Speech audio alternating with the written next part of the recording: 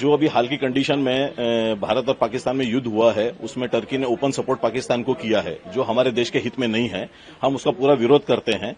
हम dry fruit की कुछ आइटम टर्की से इंपोर्ट करते थे, जो खसखस है, हेजलनट है, टर्कल है, जो आलूचा बोलते हैं उसको, कुछ पिस्ता की कुछ क्वालिटीज आती हैं वहां से, जो आज के डेट में हम पूरा उसका बहिष्कार करते हैं। हम इंपोर्टर्स को भी रिक्वेस्ट करते हैं कोई उस तरीके कोई आइटम इंपोर्ट ना करें, और ऐसी कोई आइटम हम कंज्यूमर को भी रिक्वेस्ट करेंगे कि उस टाइप का कोई आइटम आज के बाद कंज्यूम ना करें।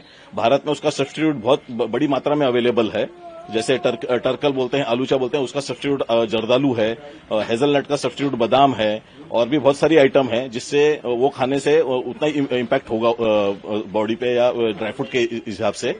तो हम जो सब कंज्यूमर को और इंपोर्टर्स को रिक्वेस्ट करेंगे कि ऐसी कोई भी चीज का आगे यूज ना हो। इसकी कितनी खपत है देश भर में, पुणे में, महाराष्ट्र में या देश भर में?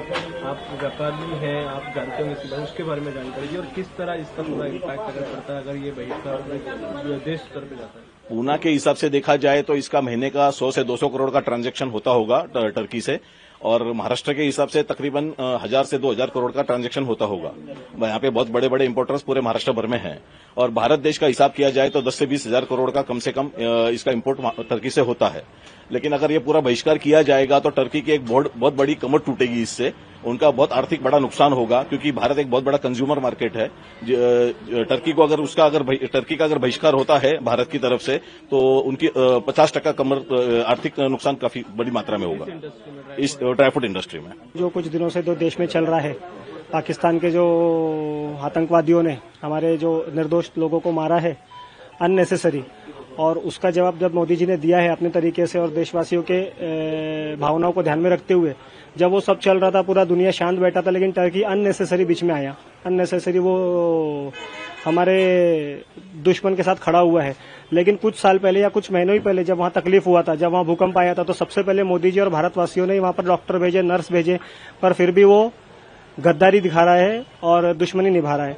तो हम एज अ कस्टमर या जो भी लोग हैं, हम लोगों को ध्यान रखना चाहिए कि वहाँ प्रोडक्ट जो भी आते हैं वहाँ से टर्की से, उसका पूरी तरह से 100% बाइकआउट करना चाहिए। Boycott is the only one thing that we can stand. नहीं, नुकसान नहीं होगा। हम उसके वजह से दूसरी चीजें, जैसे भी आजादी के समय भी क्या होता था कि गांधी जी ने जब बोला था कि हमको बाइकआउट करना है, तो वहाँ पर स्वदेशी प्रोडक्ट्स होते थे बहुत सारे, जो हमारे पास ऑप्शन है। तो अभी भी जो हमारे बड़े बड़े इंपोर्टर्स है, एक्सपोर्टर है, वो हमको ऑप्शन प्रोवाइड करेंगे, और हम भी एज अ ट्रेडर, हम भी जो एज अ रिटेलर है, हम हमारे जो कस्टमर्स को है उसका बाय प्रोडक्ट्स या उसका जो ऑप्शनल अच्छी तरह से और कम रेट पर प्रोवाइड करेंगे, ताकि हमारे देश में पैनिक ना फैले और कस्टमर को तकलीफ ना हो।